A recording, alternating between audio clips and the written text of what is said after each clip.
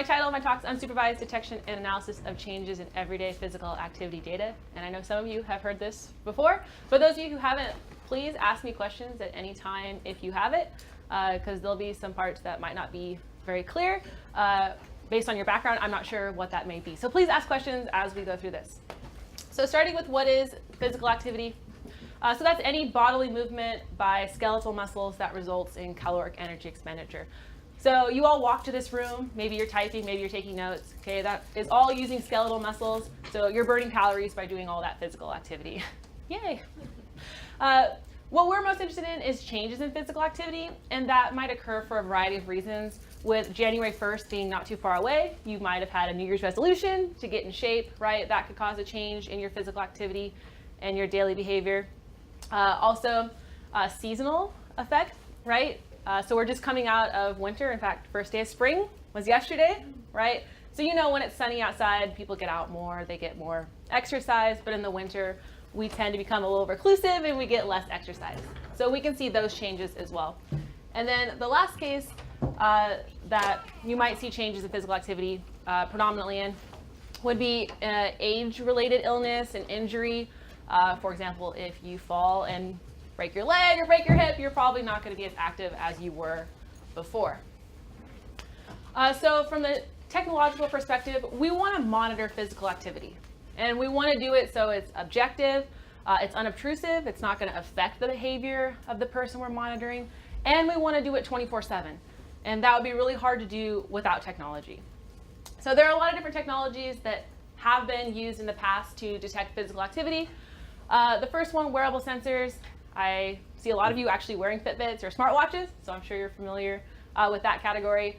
Ambient sensors, I probably don't have to talk too much about smart homes, because I'm sure you've heard a lot about smart homes from the work that Costas does.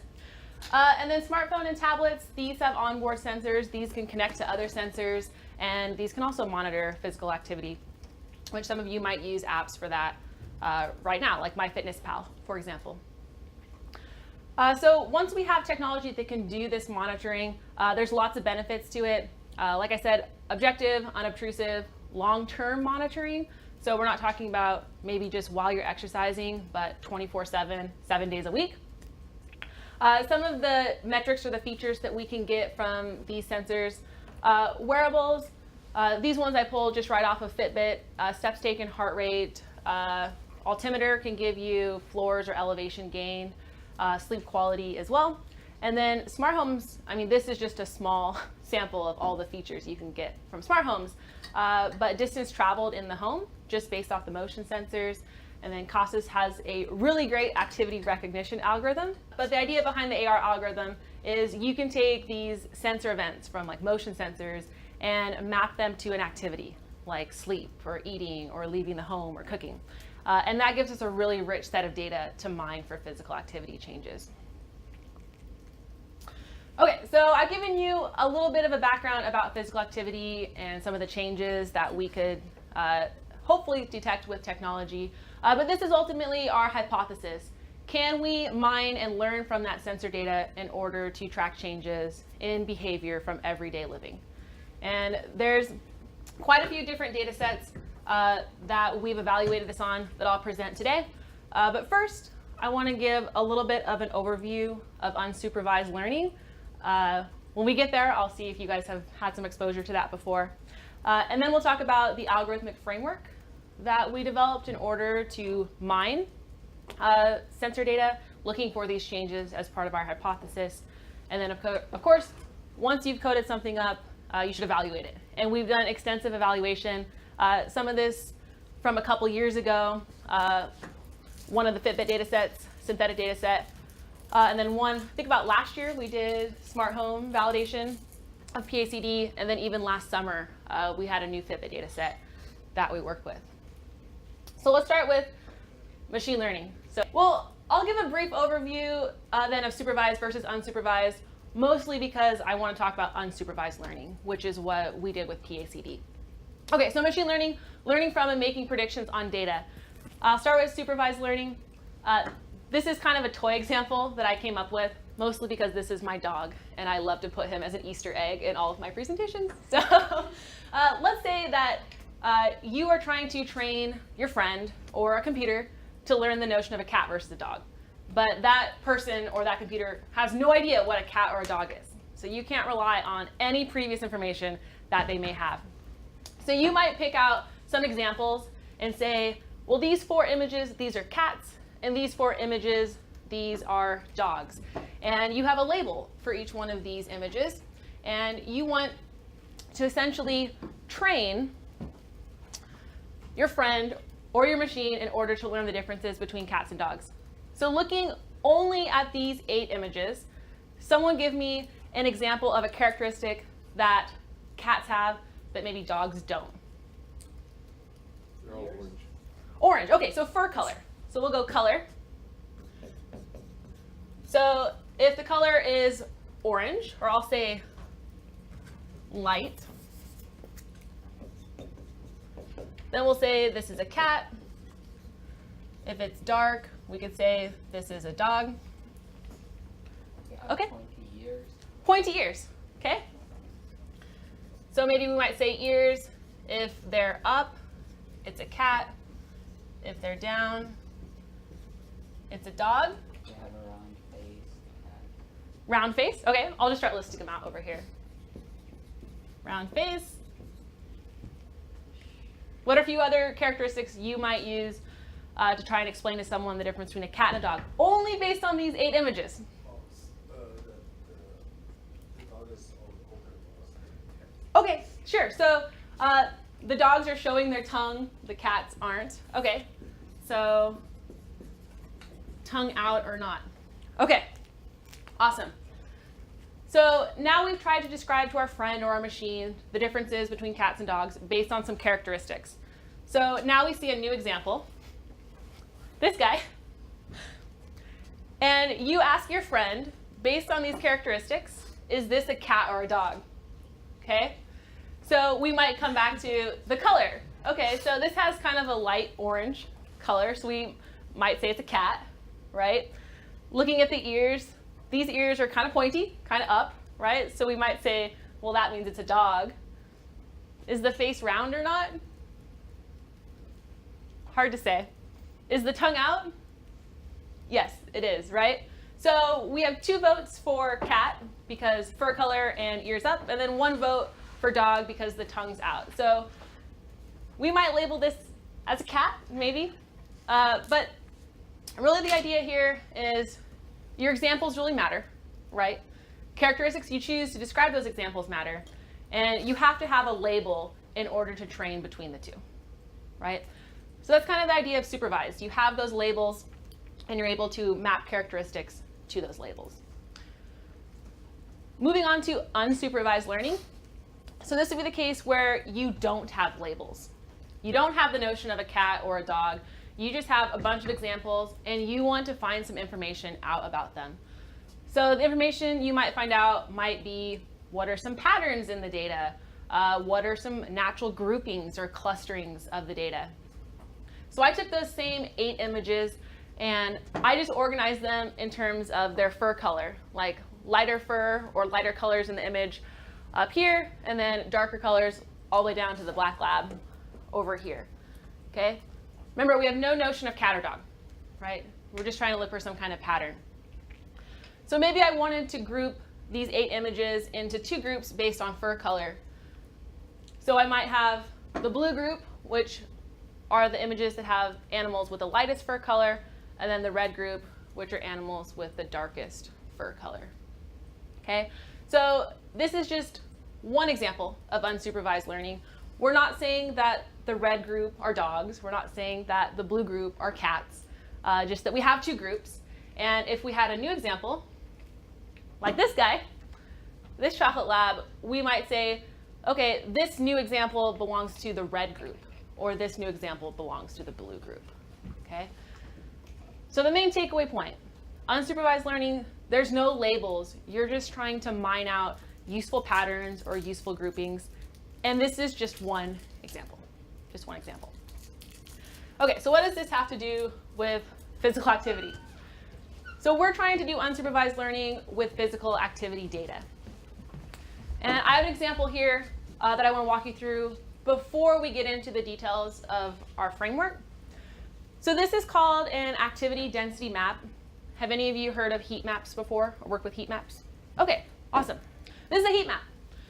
On the x-axis, we have days. So for example, this first column corresponds to October 10th.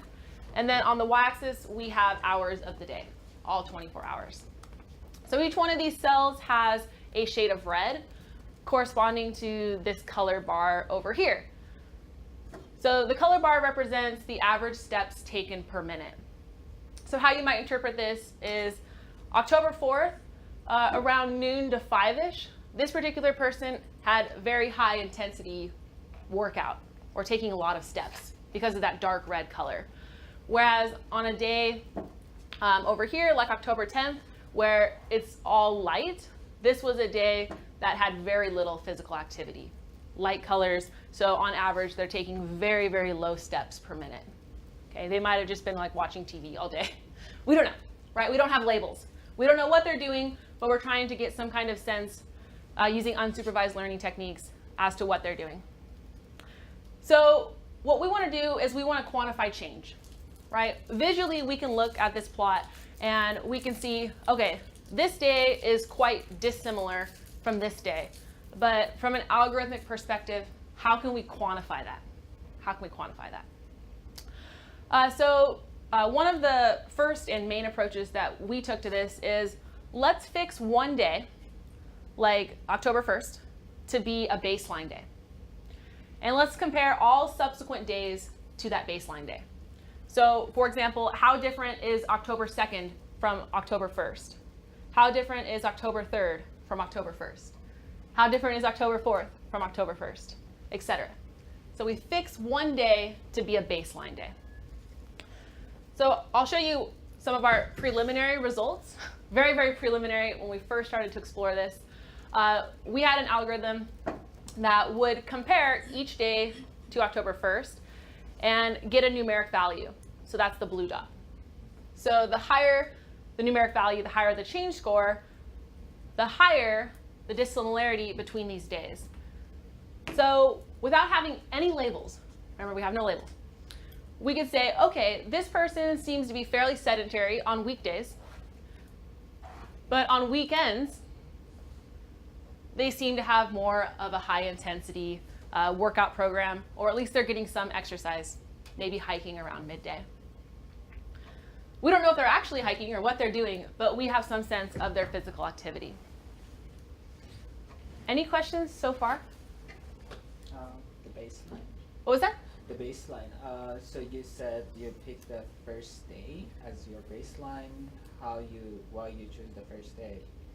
In this particular example, we chose an arbitrary day, which happened to be October 1st, right? If we would have chosen this day as our baseline, then we would have some different results, right? But you'll see when we get to some of the data sets that we don't just choose one day, we might choose a whole week to be baseline. And you know that person in that week was normal or? Yes. I don't know what to call it. Normal, yeah. Yeah. We'll talk more about it when we get there, but that's a good question, yeah. So what does each point in the graph represent or in the illustration? These points here, Is it a ratio? it's not a ratio, it's a quantification of dissimilarity. So I haven't even told you how we're computing it. I haven't told you. I'm just saying, if we wanted to try to quantify dissimilarity between these days using some algorithm, here's one result. But I haven't told you how we're computing it. These are good questions. Any other ones? Okay. So now we've seen a few motivating examples for the framework that we designed. So we're going to go through this framework each step at a high level, but if you have any questions like exactly how things are computed, I can refer you to more resources for that. So we call our framework for detecting these changes PACD, Physical Activity Change Detection. Great name that Dr. Cook came up with. So the input for this algorithm is any physical activity data, and the output is a change score like these blue dots here, and an explanation for the change. So let's talk about example input. So I always like to include this example so you can see tangible evidence, tangible examples of what are some of the physical activity data sets we're working with. So this particular example here, this is Fitbit data collected from myself that I downloaded from the Fitbit API. So some of you might have worked with Fitbit API, I assume maybe in some of your projects. It's really nice. It can give you minute-by-minute information. So the timestamp column here, you see the data excerpt I grabbed starts at 7:42 a.m. and then ends at 8:17 a.m. For each minute, you can get elevation gain, steps, heart rate, calories spent, etc. So this is from when I used to live in Pullman, and I would walk to school, actually to this very building, every day, and it usually takes me about a half hour. So this particular day I started at 7:42 a.m. You can see my heart rate is 90, kind of high. Okay, it's hilly in Pullman. And then like this particular region right here, you can see that I am going up a hill. So this here is the B Street Hill. It's a killer. You can see my heart rate's pretty high. And then right here, the red spot, this is when I get to work, when I get to the building. So take a look at some of the columns like heart rate and steps and distance. So what do you think happens right here in the yellow? You're resting? Resting, yeah. I'm sitting down and beginning my desk job, working at my computer. And it's really cool because you can see my heart rate start to recover, right? And you can see the steps stop. So I'm kind of providing a context for this data, right? I am kind of the oracle. I know what labels go to these particular windows of time. But this is just an example. In real life, in our data sets, we don't know exactly what they're doing at each point in time. Okay, so now you've seen some example Fitbit data and how it looks.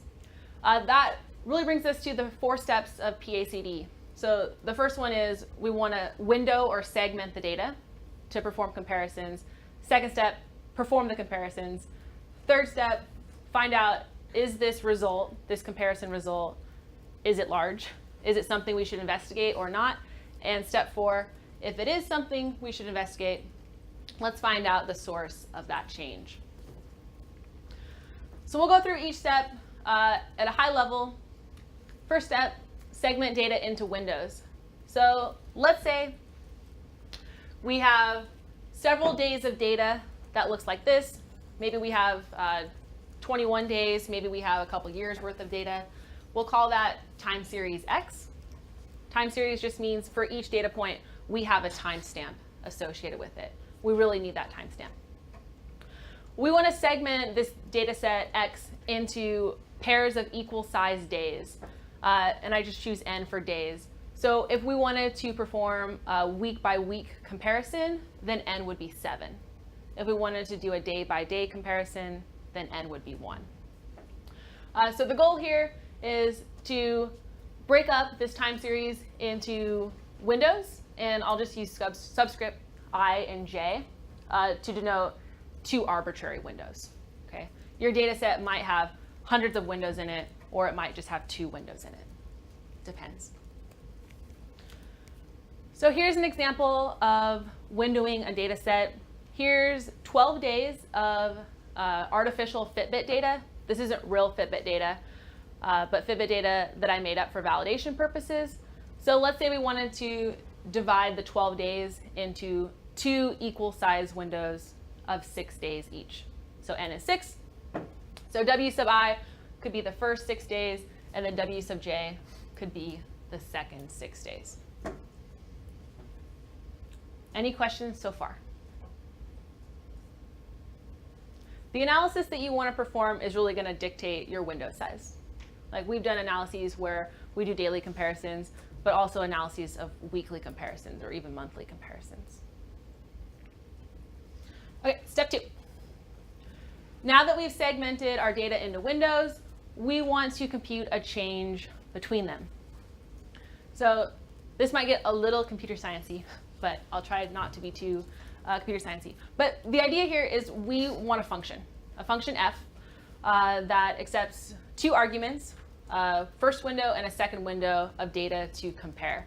So this function, it returns a numeric scalar, returns a value. This value should be low if there's little change between these windows. This value should be high if there's a large change between the windows. So now you kind of have your function signature, and you can swap in or overload this function to any algorithm you want. And that's really nice because from the change point detection literature, which maybe you've heard about in some other speakers you've had come, there are a lot of different algorithms for detecting change, a lot of them. And each one is going to detect something slightly different with a different sensitivity. So with this function f, we'll use different algorithms to detect different types of change. It really depends on your context and the analysis you want to perform. So in today's talk, I have results for 3 different change score functions f. RuleSif and virtual classifier, these are 2 that are pulled from the literature. RuleSif is one of the probably gold standard change point detection algorithms. And then virtual classifier is a machine learning based analysis, which is based on a binary classifier. Pretty cool. And then this one, SWPCAR, this is work that's come out of our CASA's lab here. Okay. So when we were talking about our supervised learning example, we were talking about characteristics of cats and dogs, right? What are some defining features that could be used to distinguish between a cat versus a dog? So that was a supervised learning example, right? We had labels. We're still doing unsupervised learning here, but our labels are first window, second window. What are some defining characteristics that would distinguish between these 2 windows? So we still do a feature extraction step because we need to try and capture the change between the 2 windows, which are like our 2 different labels. So for each window, W sub I, we extract a feature vector F sub I. There are a lot of different features that we extract. I think there's like over 50 or 60 of them, depending on the data set. But just to give you a really straightforward example, average steps per day. Very straightforward example. I've even included a plot here that shows average steps for 2 different windows of time for some participants, just so you can get a visual depiction of how this might change between 2 windows. So that's just one example, but there are several of them that we don't have time to talk about. But if you're interested in the other features that we compute, I'd be more than happy to share that with you. Step 3, now we have this scalar value, we have this change score, and we need to interpret it, right? So if I get a change score of like 0.05, is that worth noting as something we should investigate? If I get a value of 0.5 or 1.5, like how do we even interpret this, right? And it kind of comes back to your question. If it's unbounded too, how do we know what is a large value and what's not? So we really need to test significance of these values. For one of the algorithms, virtual classifier, it already has a test for significance based on binomial distributions. Some of you might have worked with that in your psychology statistics classes. So we can use a binomial distribution to test the value we get from one approach. But the other 2 change score functions that I mentioned earlier, RuleSif and SWPCAR, they don't have an associated test. So we defined some new ones, but I'm not going to talk about them today because we don't have time. But they're in the papers if you want to read about them. So really, in our flowchart down here, if the change is significant as based on one of these tests, then we want to inspect the data. And that brings us to step 4. When we have a change, how do we explain it? So many of you are coming from psychology backgrounds. So you might think, okay, well, we could do statistical tests, right? Like a t-test. That definitely would be an option, but then you have your problem of multiple comparisons, right? And you have to do a correction to that.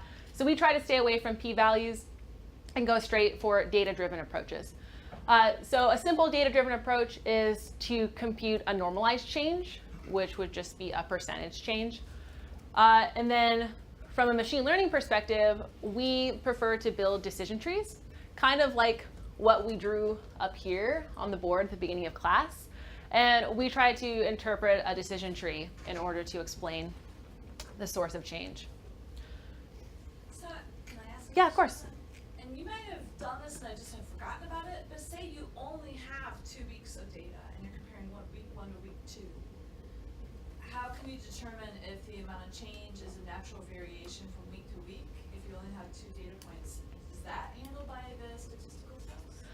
Sure. So in that particular case, it's all data driven. So let's say you have 7 days to 7 days, and you have a change score between those two.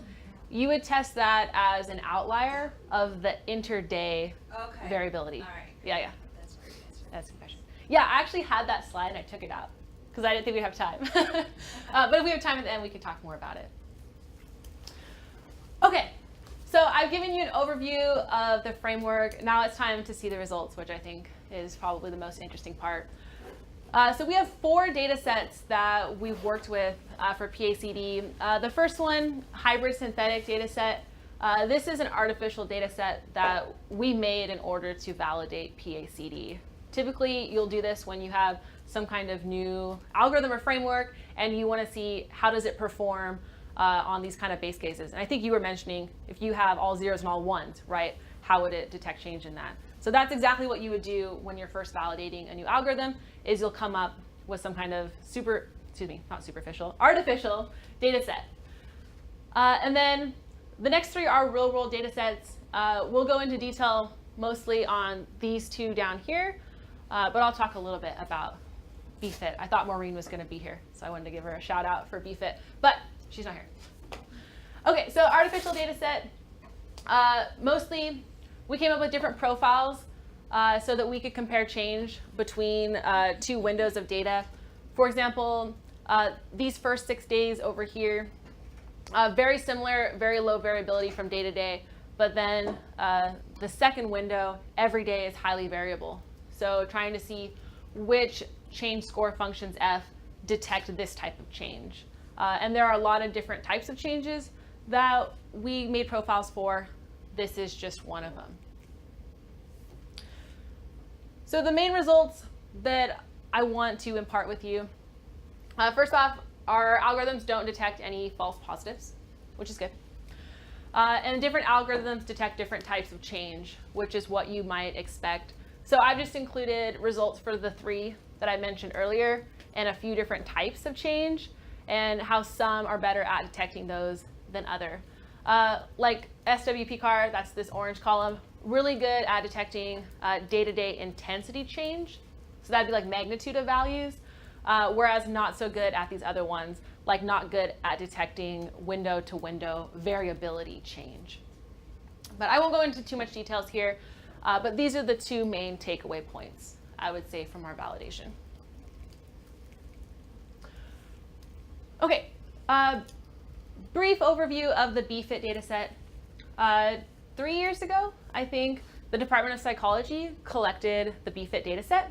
So what they did was gave Fitbits to, I believe, older adults, 11 of them, and they collected 1 week of baseline before the intervention, and then it was a several week intervention, and then they collected Fitbit data again after the intervention.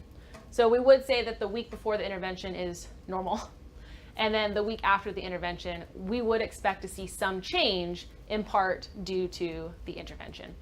So the intervention was come up with goals for different categories of health, like nutrition and exercise, and then rate yourself on how well you met those goals after some training or some education. So we're most interested in the exercise goal, right? Physical activity. And I think the results here are not surprising, but they're very reinforcing of the literature. So there's a high discrepancy between how the older adults would rate themselves on achieving their exercise goals versus direct measurement by Fitbits. And PACD very, very quickly detected that. So I just want to highlight 2 particular individuals. One is participant 2. Her exercise rating was 3 out of 5, meaning she met her goal, didn't exceed it, but she thinks she met her goal of increasing her physical activity by walking. But all of the data and even our decision tree shows that she didn't, even though she thought she did. And then participant 10, on the other hand, he said that he did not meet his goal, so 0.5 out of 5. He really didn't think he improved his exercise based on his goal, but the data actually shows that he did slightly improve on his physical activity, and PACD detected that as well. Moving on to another data set. This is the most recent analysis that we did last summer, and I particularly like this data set because it was collected by 2 undergrads, one of which is Jess's sister. This was really an undergraduate-driven project, I would say. I just came in at the end and ran PACD over it and got some great results. So you've all met St. Luke's. Did you go to St. Luke's? Yeah, he came here. He came here. Okay. I think last year the class went to St. Yeah, Luke's. they did. Okay, so St. Luke's is a rehab institute in Spokane. I work with Doug a lot on this project as well as the undergrads.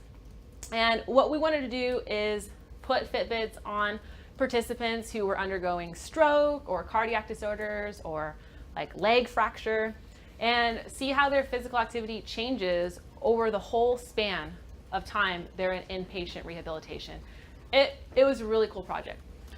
So we had 15 participants whose data was complete, and I just mapped out what days of coverage we were able to collect Fitbit data for them. So how you could read this chart is each row is a participant, and at the end is discharge, and at the beginning of each row is the day that they were admitted to the hospital. So for example, participant 14 had 29 days in inpatient rehabilitation, which is very long. Usually it's 2 weeks or less. And 3 days into their stay, we were able to recruit them to our study. And from that day all the way up until their discharge, we have minute-by-minute Fitbit data on them and heart rate data too, which is a really, really rich data set that we have to work with. And we also collected healthy control data as well in order to compare. So as you can see from this chart, we have highly variable lengths of stay for our participants, which makes performing group analysis a little difficult. So what we did, we actually normalized all of the stays. So we would downsample or upsample in order to perform comparisons across all participants. So the upsampling and downsampling we did is in bin sizes of 4, 7, and 10 days. And I'll explain that a little further because it might be a little confusing. So let's say one particular participant was in the hospital for 4 days. Then their first day would be in bin 1, their second day in bin 2, their third day in bin 3, and their fourth day in bin 4. Okay, that's a straightforward example. Let's say that they were there for 8 days. Then day 1 and day 2 would go in bin 1, day 3 and day 4 would go in bin 2, so on and so forth. So that's how we did this to normalize comparison across all participants. I already introduced baseline comparisons earlier in the presentation. We also did a sliding window, overlapping and non-overlapping, but I'll just present on the baseline comparisons. So we always fix the first bin as baseline. So this would be kind of what is their functioning when they arrive at the hospital. And that way we can compare change to how they are when they arrived.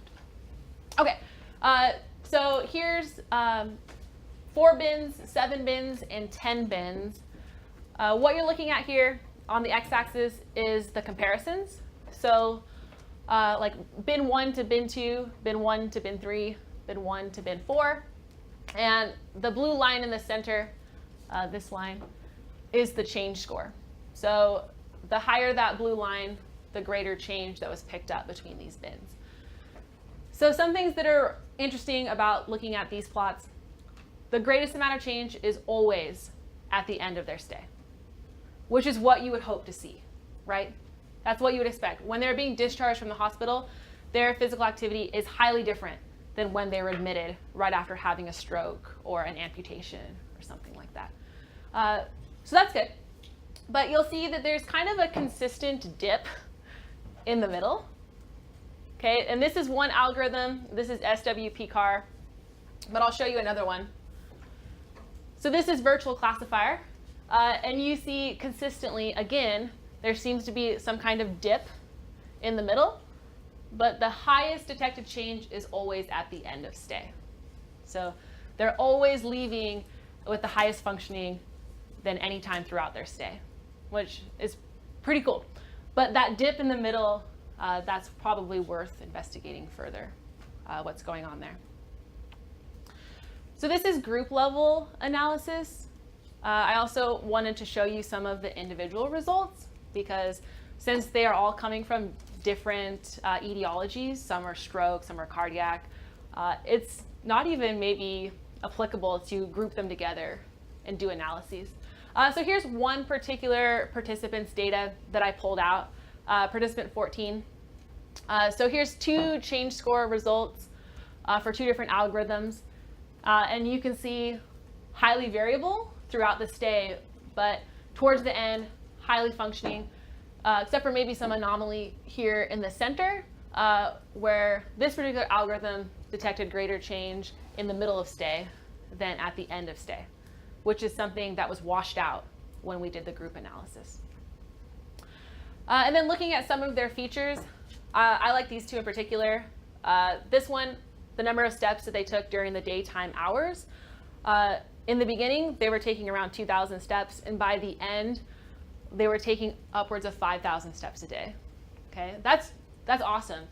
There are some days that I admit I don't even get 5,000 steps a day. So that's really encouraging. And then this one over here, about would be a period of time where you're walking or getting physical activity. So this would be the maximum number of steps they get per bout per day.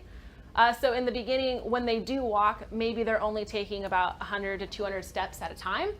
But towards the end, their endurance is much higher, right? And now they're taking 700 steps per bout, which is awesome to see as well. And that makes sense why there's more steps per day. Any questions so far? I know I've kind of thrown a lot of results at you, but hopefully you're seeing that there's some cool results that we can get with PACD.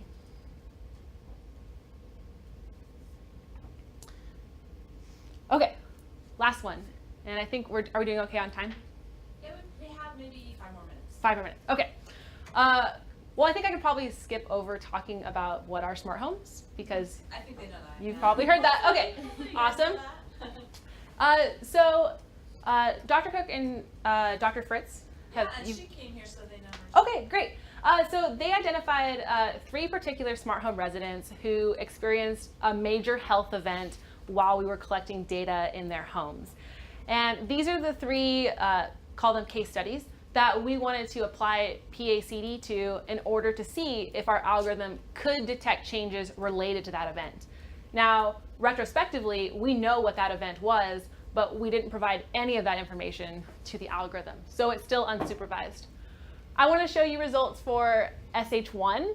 She was an 86-year-old female who unfortunately was diagnosed with lung cancer and started radiation treatment while we were collecting data in her home. So this happened around week 10. So I'll show you her results for PACD. So these first 2 plots up here, first 3 plots up here, these are showing the change scores for those 3 different algorithms that I told you about earlier. On the x-axis are weeks. So here we're doing week-to-week analysis. So our window size is 7 days. And then on the y-axis is our change score. And the blue line's the change. The green dash is when that health event occurred. And then the red line is a purely data-driven significance threshold that I didn't tell you how we computed, but it's all data-driven. So the fact that there's some sensitivity in our algorithm detecting change right before the health event, and they all happen to cross right around that significance threshold is completely data-driven. Completely data-driven, yeah. I'm sorry, I might have not picked this up earlier. So when you're saying week to week, is it like week 1 versus week 2, week 2 versus week 3, week 3 versus week 4? No, that would be a sliding approach. Okay. This is a baseline approach. Oh, for So, baseline, okay. for example, week 1 to week 1, there's no change. Okay. So it's 0. And then all of these subsequent weeks, like here, week 10, that's week 10 compared to week 1. Yeah, we do sliding window analyses, but I'm only presenting baseline here. So coming back to, I think, one of your questions about what do we call normal, right? I think, correct me if I'm wrong, we chose week 1 and week 2 because there was little change between them. right? So we would call that normal. And we knew that that was at least 8 weeks before the event. Yeah. Okay, so you can just see that always significant changes after the health event, some kind of anomaly maybe in here, but we really have no idea what that could be. Actually, Maybe we Dr. do. Fritz went back and interpreted it. That was the week that she was diagnosed with lung cancer. Oh, And she said that she didn't experience any behavioral changes, but we saw her just lying on the couch a lot more, maybe just trying to absorb this information. And Okay. then, of course, the green dashed line was the beginning of the chemotherapy or radiation. I don't remember which. oh, okay, great. So there's another discrepancy between self-report and the data, right? If she didn't think her behavior That's right, changed. That's right. And I didn't even know that. So, so yeah, I guess around this time in here, that would be PACD picking up on that. So to provide some kind of explanation of the change, which I think is the most important part, really, not just these numbers, but where are the numbers coming from? So here's an activity density map for sleep. So interpret this just like with the Fitbit activity density maps, but here these are probabilities.